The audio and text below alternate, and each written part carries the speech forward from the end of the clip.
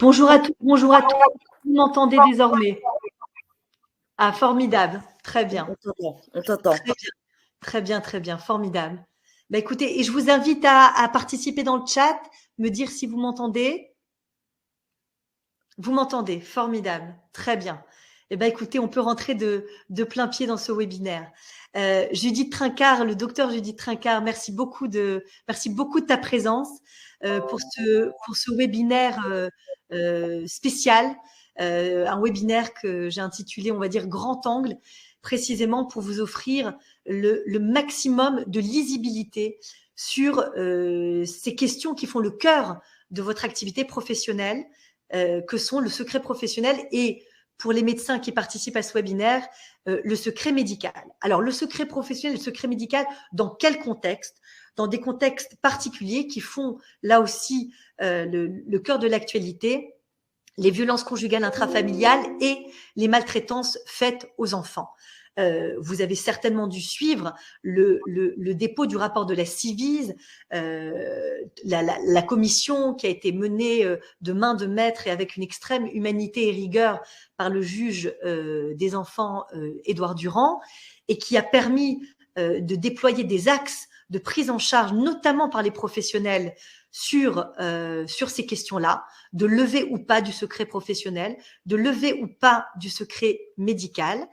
Et c'est la raison pour laquelle j'étais contrainte de m'associer à une médecin, une éminente médecin qui vraiment a une expertise pluridisciplinaire en la personne du docteur Judith Trincard, avec qui j'ai eu le plaisir d'animer déjà de nombreux webinaires et d'interagir, puisque précisément ces questions-là ne peuvent pas être traitées à froid ou à distance par un avocat.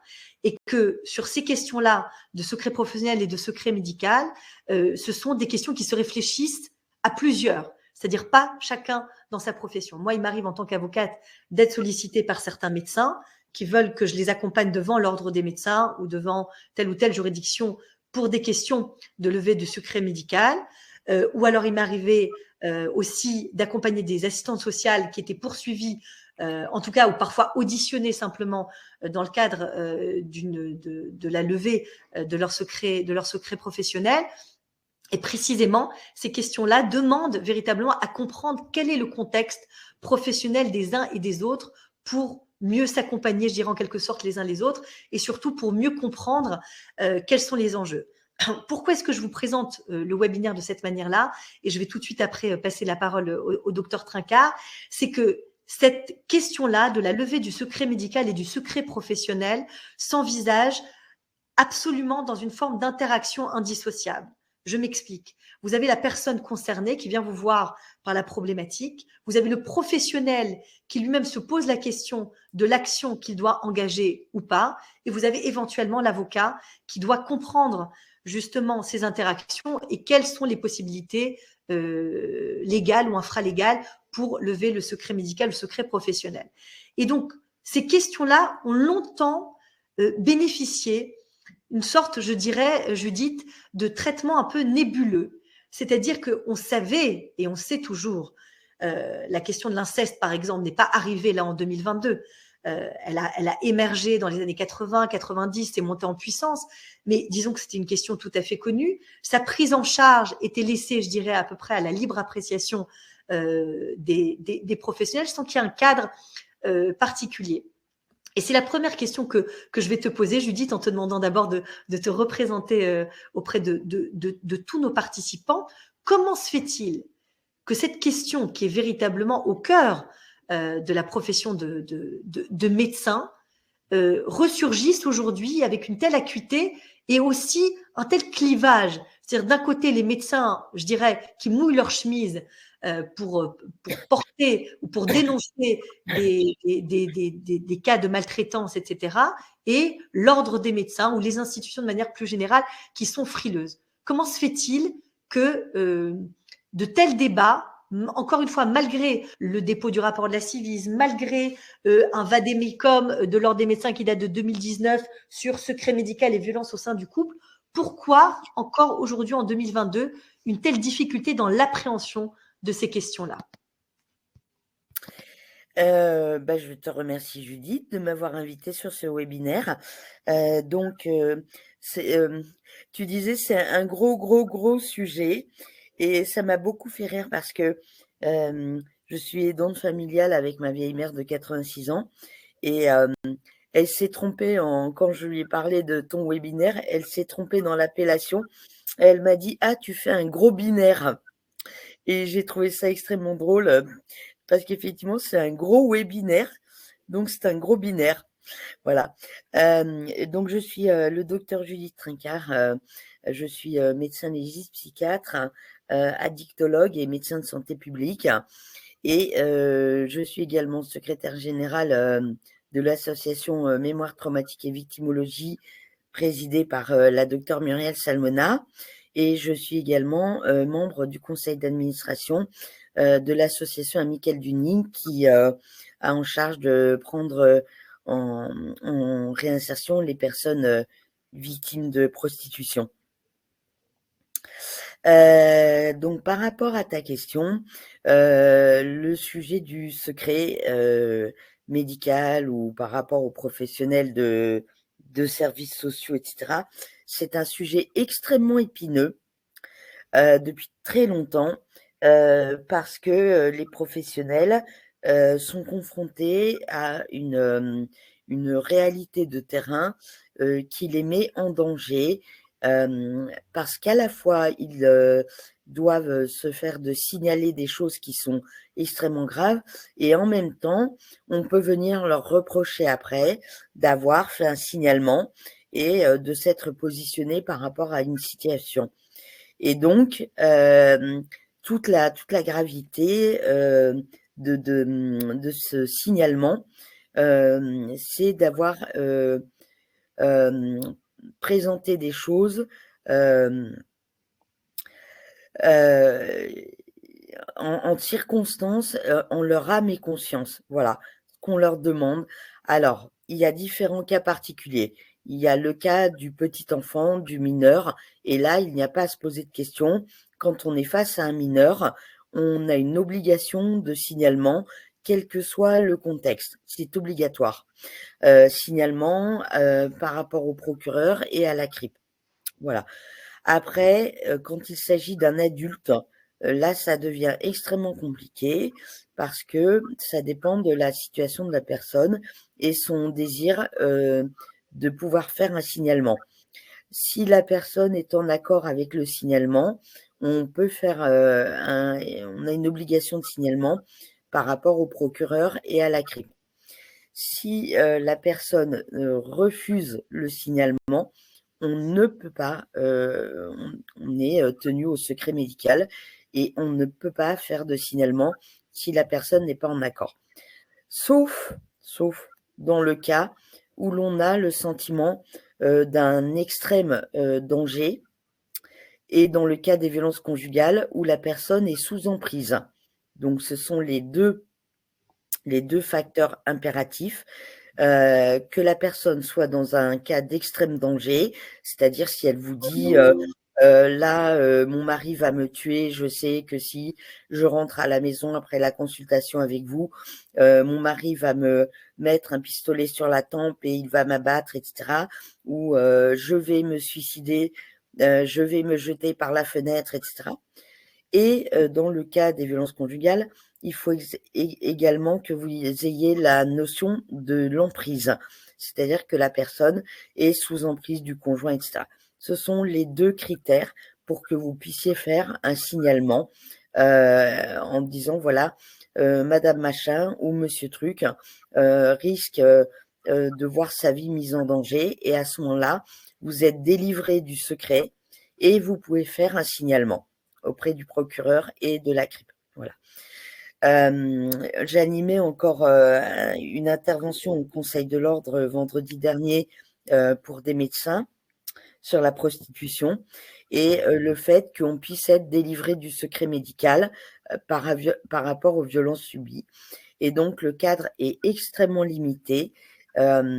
Et nous avons fondé un collectif qui s'appelle le collectif Stop Violence Médecins, mais qui n'est pas réservé uniquement aux médecins.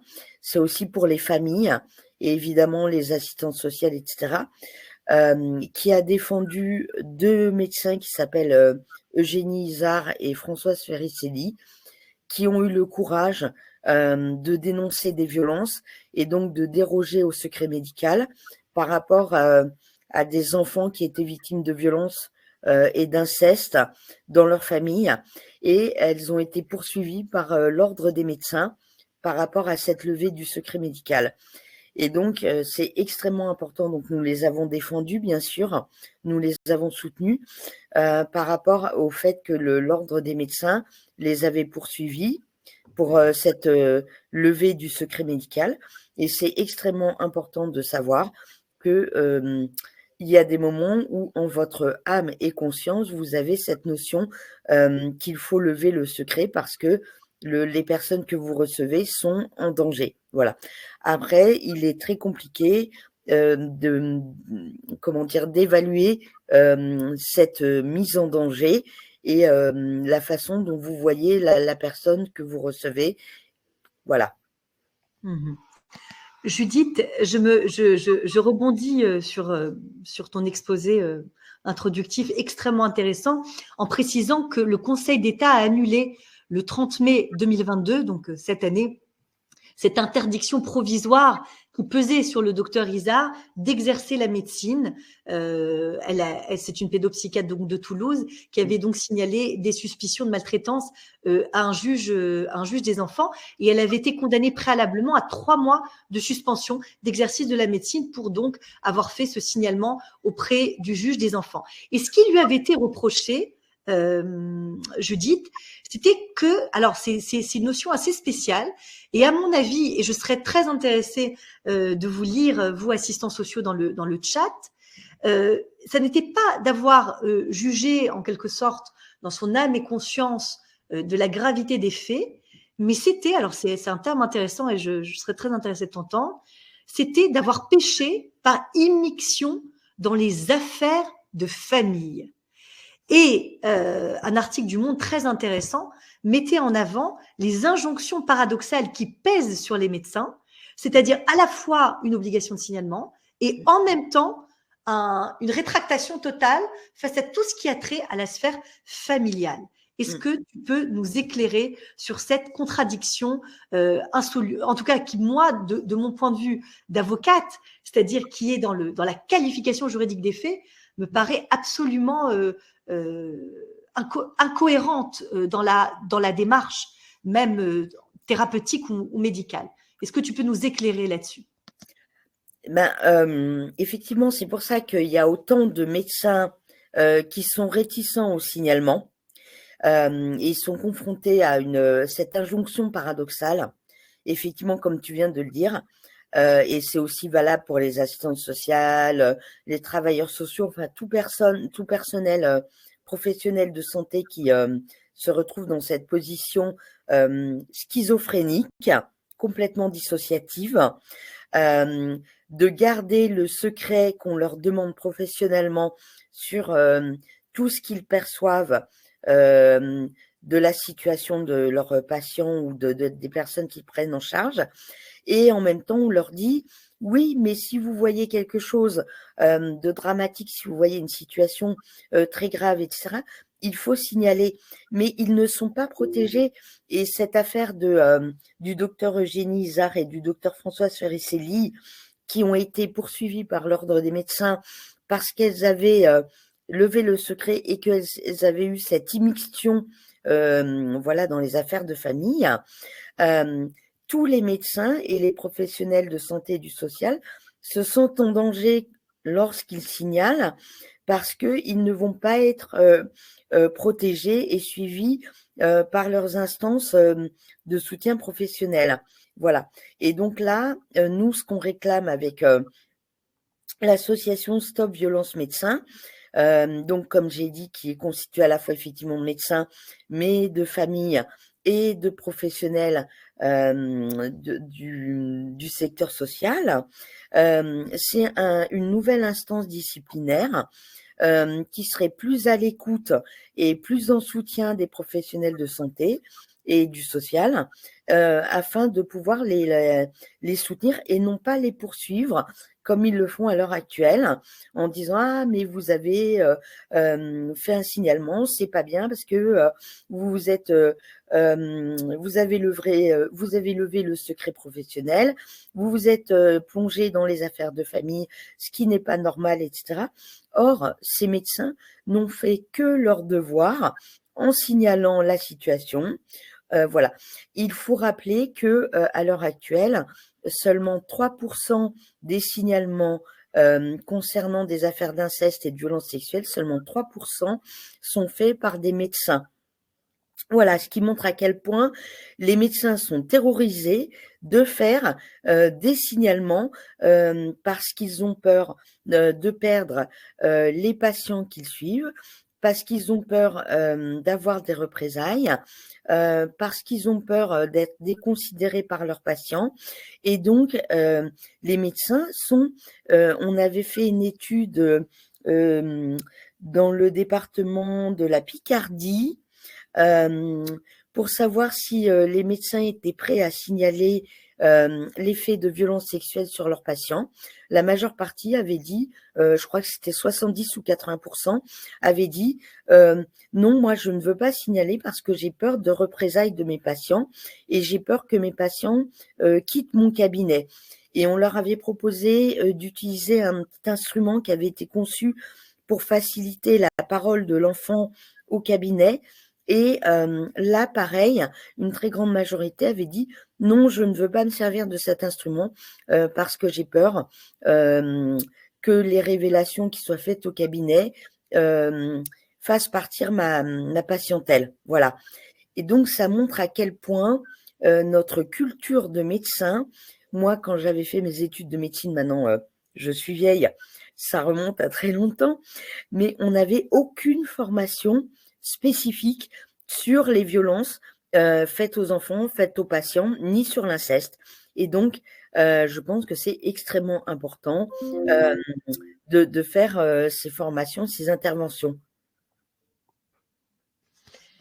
Merci beaucoup Judith. Alors, pour étayer encore plus ton propos et nous appuyer sur ton expertise du trauma, je vais diffuser une courte vidéo d'une interview du juge Édouard Durand, donc qui est à la tête de la commission indépendante sur l'inceste et les violences sexuelles faites aux enfants qu'on nomme Civise.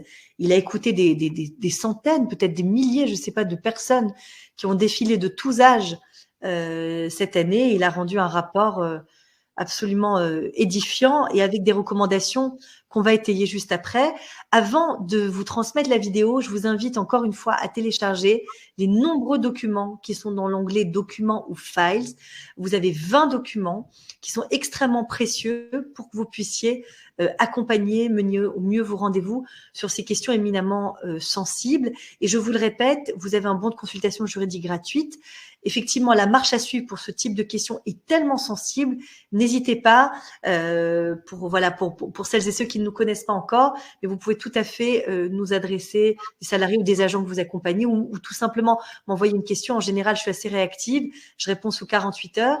Mais en tout cas, voilà, si vous vous posez des questions sur la marche à suivre ou avant d'accompagner quelqu'un dans une démarche procédurale qui sont souvent des démarches très lourdes sur le plan psychologique, émotionnel, n'hésitez pas à prendre l'avis d'un avocat, c'est très très important.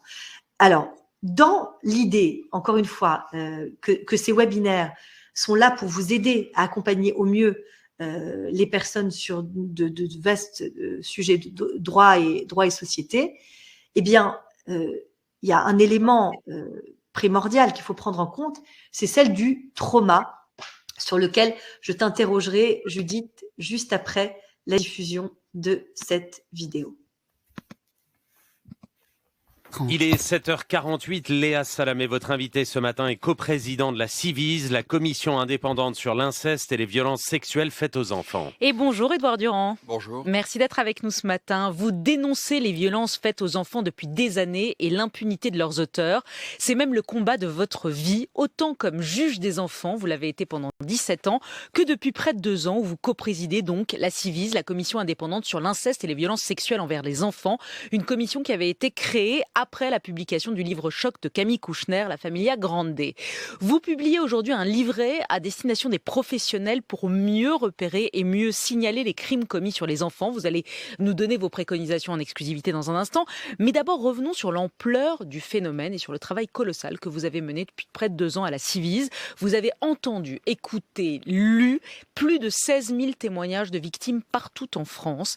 D'abord, je voulais vous demander, diriez-vous que la société a bougé sur cette question? Si on compare par exemple à la sortie il y a près de 25 ans de l'inceste de Christine Angot, est-ce que la prise de conscience, elle est là? Oui, vous avez raison. Et vous avez raison de citer, il y a 25 ans, la publication de ces livres, Eva Thomas, Christine Angot. Des choses ont changé dans la société. Aujourd'hui, sur une chaîne de télévision, à une heure de grande écoute, on ne pourrait pas dire « mais l'inceste, ça n'est pas violent et après tout, ça n'est pas si grave ». La société comprend l'ampleur des violences sexuelles faites aux enfants, l'ampleur par le nombre, l'ampleur par la gravité. Ce que la société n'arrive pas à faire, c'est à protéger les enfants réels. Comprendre que ça existe, oui, ça change. Protéger les enfants qui crient au secours, nous restons les bras ballants. Alors on va y venir sur les préconisations, mais vous parlez de l'ampleur du phénomène, de ce nombre. Effectivement, au moment de la sortie du livre de Camille Kouchner, on avait ce chiffre qui frappe les esprits. 1 Français sur 10 a subi des violences sexuelles durant son enfance, le plus souvent dans la sphère familiale. 1 sur 10, ça veut dire 3 enfants par classe de 30. 3 enfants par classe de 30 potentiellement ont subi des violences sexuelles, c'est vertigineux. Et pourtant, monsieur le juge, 70% des plaintes déposées pour violences faites aux enfants sont classées sans suite. Comment vous expliquez cela? C'est une faillite de notre système judiciaire? Cela veut dire que la société tout entière, et donc les professionnels qui la représentent devant les enfants réels, ne prend pas suffisamment au sérieux la parole des enfants qui révèlent des violences. On envoie un message paradoxal.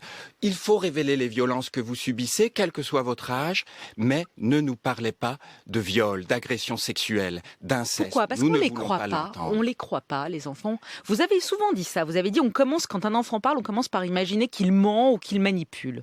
Oui, on développe ce que j'appelle des discours anti-victimaires, la théorie de l'enfant menteur, la théorie de l'enfant corrupteur. Vous savez, moi, je n'ai jamais entendu un agresseur dans une audience dire autre chose que c'est l'enfant qui m'a séduit, je pensais que l'enfant avait beaucoup plus que son âge et après tout je n'étais pas là. Et la société finalement se laisse toucher par la stratégie des agresseurs. Il faut toujours faire un effort sur soi-même pour dire je vois cet enfant qui m'appelle et qui demande de la protection. Mais un enfant, il peut mentir? Vous qui en avez vu tellement des victimes, est-ce qu'il faut toujours croire les enfants?